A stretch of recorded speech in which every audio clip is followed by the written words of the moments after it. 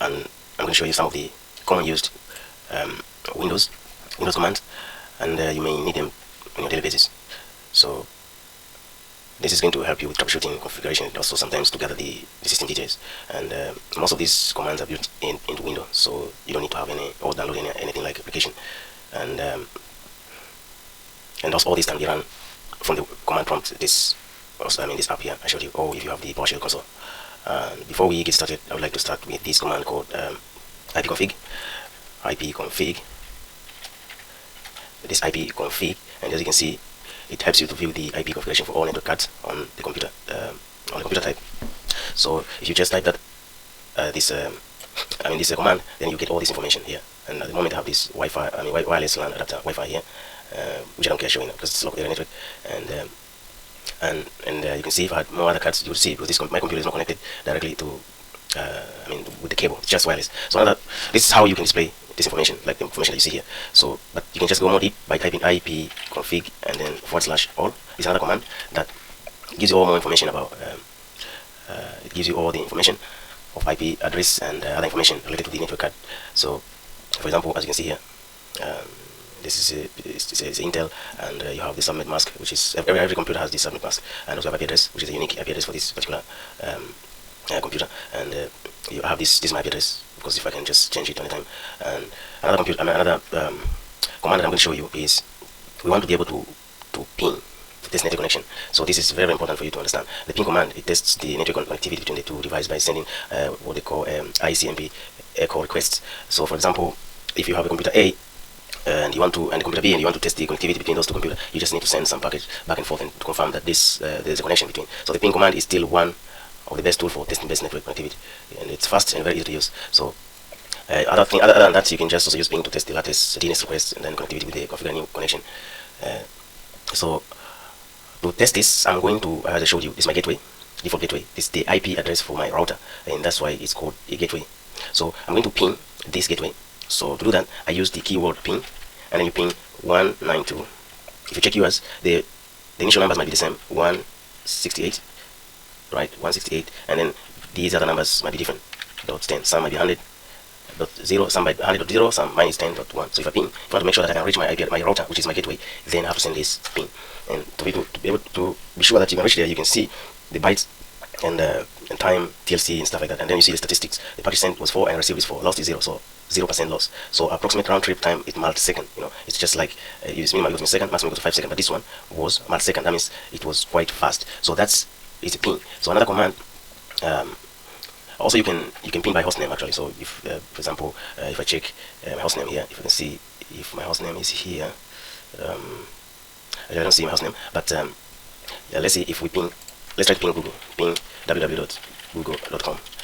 You see, we get reply. So we can send ping to Google, and now this is to show you that there is a connection. If I never had internet on this computer, then it could be impossible to do this. So this shows me that there is connection. So if you want to make sure that there's a connection on your PC or computer, you can send also ping to that hostname. So you can see here the public address for Google is this one, and so the replies were like what you see here, and you can see it was quite fast. So for the most Windows command, you can type command followed by / to view the help info. It will display the full syntax and parameters. So to view the help ping use command, you can just type ping. This is what I mean, and then you ping and then space and then you put the question mark. If you put the question mark, now you can see it shows you more. You get more information. Ping specific host and stop. So you have all this count and stuff like that. So anytime you want to if you're confused and you don't know what to do, then you can just use that command and / and the question mark, and then you get all this information. You see.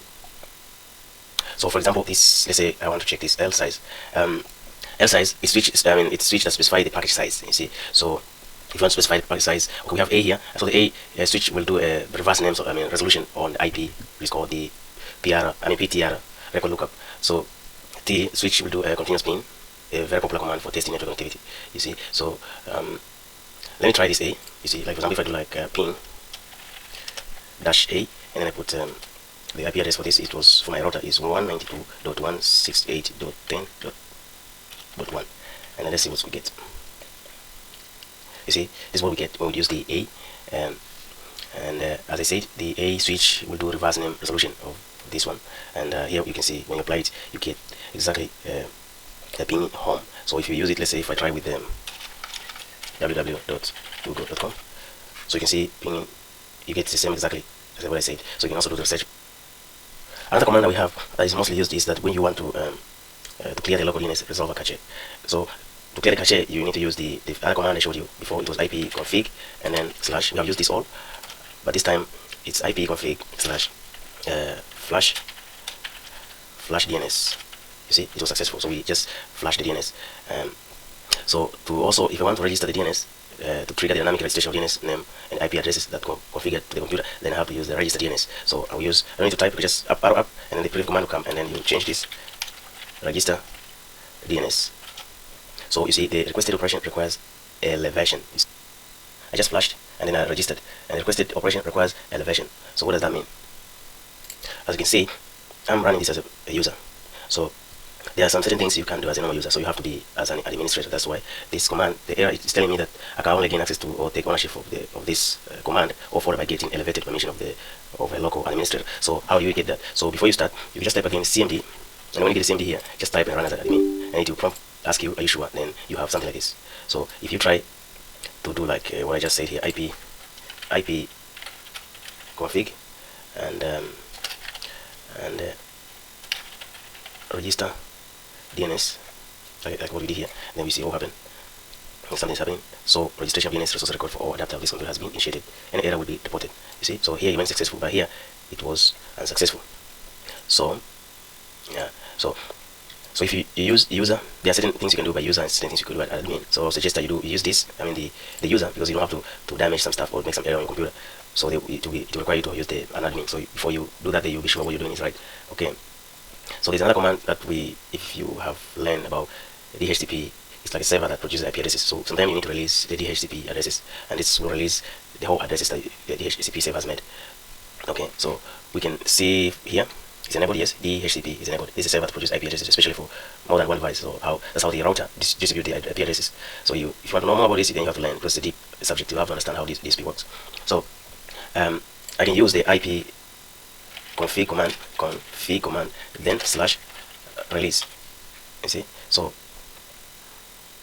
what we get here, we know IP configuration, no operation can be performed while it has its media disconnected. No operation can perform local area network. So you can see that's how this command, it gave me that kind of outcome. So but if I want to renew, and then I'll have to use the command code as / renew, which will renew DHCP addresses for all network cards. So if I do this, then I say, okay, now I just want you to renew the outcome that we have renewed the IP addresses. And you can see before I had like 0.1, I mean I had this 192.168.10 and then 94, and my gateway is still the same, and some subnet mask is still the same. So but this has changed because I renewed. So let's try again. We do this one more time and see, and then we see what happened. You can see we still got the same IP address, but I just show you the command. And then if I want to display the DNS, then I have to use the same IP config, and then we display the display DNS.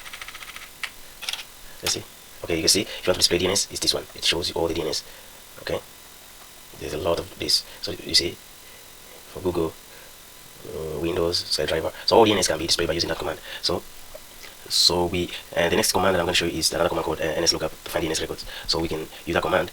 The nslookup command is used to check DNS records and troubleshoot DNS. So this must have the command for any sysadmin or network engineer. You can do all kinds of tests by verifying DNS work correctly. You can check the PTR, I mean AMXC, SOA, and many other types of DNS records. So it's another one of my favorite window commands for network troubleshooting. So let me try to use it as a user and see if it's going to work, or have to log in as an administrator. So actually to test the A record of the hostname, maybe then we have to follow some steps, and we want to type the nslookup and press enter, and then type domain name of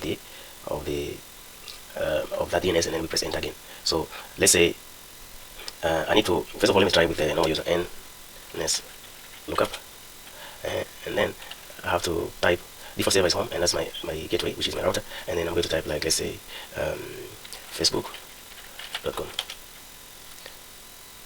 Let's say it's still in. I need to run as an admin, so this one let me try to run as admin, and then let's say bring it back here, and then first of all we are going to type nslookup, and then I'm going to type like google.com. Let's see, so we can see we got the outcome here very quickly. Google.com address, this one, and then it's to keep showing us the addresses. So now we go to another command for network troubleshooting. The trace, we call it trace RT command, is used to track the pathway a package takes from the source IP to the destination address. This simply means it's going to display each hop, the router that package passed through to reach destination. So if you have studied networking, you know, network requires switches and routers. So there's routers that has to go through from point A to B. So if we want to use Actually, this command is not used very often, but still comes in hand when troubleshooting network. So, for example, if we had some speed issue with a website from maybe our ISP or a different ISP, we had no issues. The ISP had us run on the trust router, so they could see the path it took. So it's worth learning how to use this. For example, let me use Google also, like to trace how many the routers that if I do like the package passes from where I am to where the Google server is at the moment. So I use this command, and then I'm going to say google.com.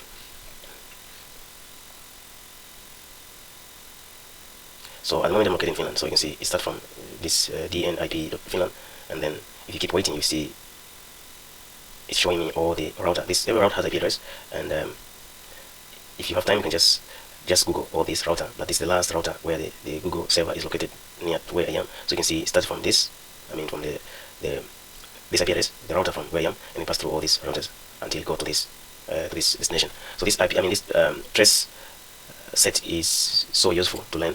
You want to shut down your computer, so you want to shut down, and also you want to restart the computer. So I'm going to use this because I'm not going to do that, but I'm not going to shut my computer, shut down /s. You see, it's going to ask me this: are you about to shut down your computer? So